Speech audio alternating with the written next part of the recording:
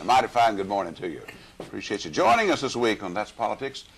Our usual suspects includes former Representative Tom Drake, along with former probate judge Tom Burleson, myself, and our guest this week, another candidate for Associate Commissioner, Place 2, West Side, Cullman County, and that's Mr. Jerry Parker. Good morning to you. Thank you, George. Thank you for coming in. Oh, and I appreciate it. What got you into this race for Associate Commissioner? Went to a commission meeting about the water, and I asked a lot of questions and didn't get any answers. So I started doing a lot of digging and a little research, and I found out that I wasn't real happy with what was going on, and I made some complaints about it publicly, and a lady asked me, said, well, why don't you fix it? Mm-hmm. And I didn't have an answer good enough to keep her off of me. So I went home and wrote me down some answers, so I won't have to do this again, I hope. But yeah. I just got tired of being tired. I got tired of being embarrassed. That's basically it. So this is an embarrassment because you didn't know the answer, or what? No, the paper. You know, it was just announced that we're in the top 10 in the United States, cities and counties to bring new business to. And when you've got articles in the paper like we've had in the paper lately, you know, people read this stuff online, and it's going to hurt us in the future. And I just think that this arguing between the county and the city it's just got to stop. I mean, people are fed up with it. There's a small group probably on both sides that spur it on, but I think the majority of the people are against it. What other issues got you into the race? Meth. Methamphetamines has got to go. As a county commissioner, I don't know exactly what I can do about methamphetamines. I know that the county commission does budget the sheriff's department, so if it's a budgeting problem, we can work on it from there. But methamphetamines is like fire ants. I mean, it will take over. Yeah, well, it is a major issue. Roads. Roads will always be an issue. There's $8.2 million in the budget for roads, and we can't, that just won't do it. If you're not willing to go to Washington and Montgomery and bring money back to pave roads with, there's not going to be any roads paved. It's just there's not enough budget for the amount of roads that we have. We're second only to Jefferson County in the miles of paved roads in Cullman County. So it will always be a hot button.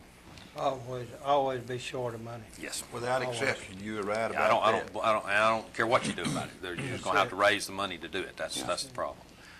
That job as a commissioner is so, it's a revolving door. Mm-hmm. You can't afford to get too comfortable sitting in the chair.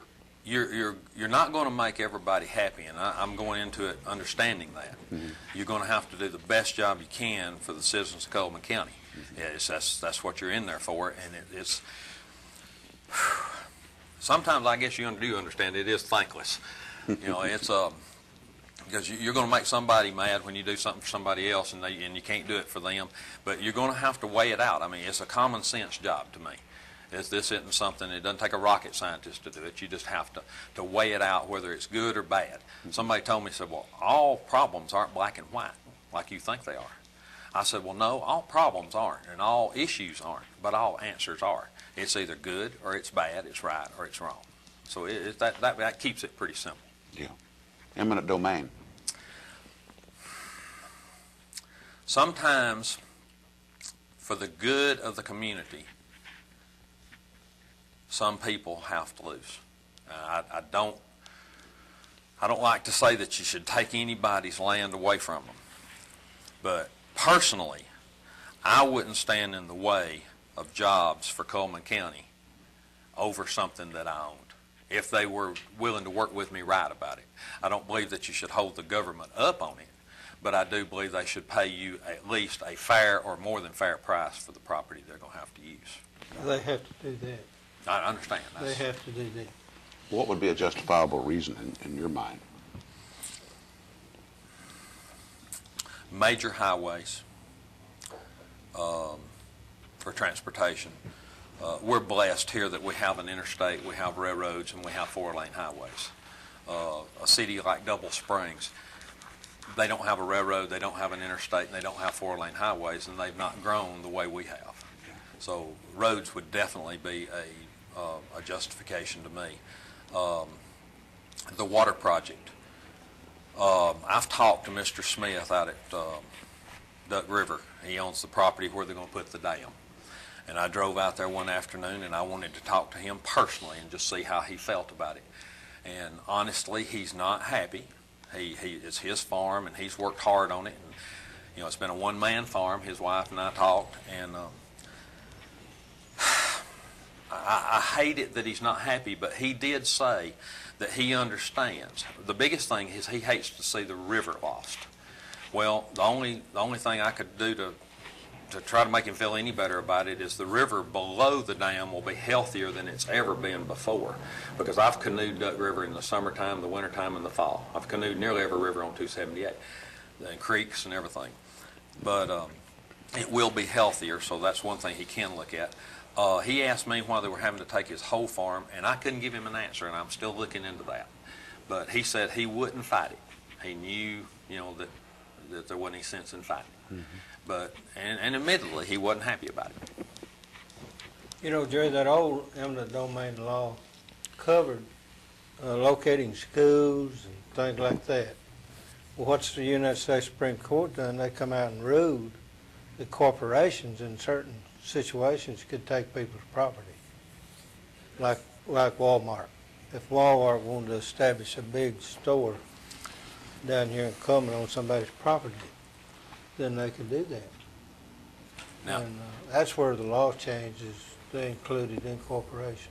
I don't think you should. I don't think private industry ought to be able to take your land. No, that's a business venture to them, and if they're not going to be able to satisfy the landowner, then they need to locate it somewhere else. I think that's Getting right. to eminent domain, that's one of the areas of expertise that I have in the law.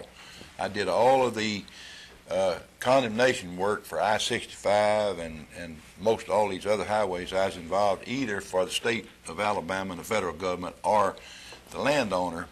And my uncle Sherman Powell, of course, joined me in that. George Wallace appointed us as special assistant attorney generals to do it.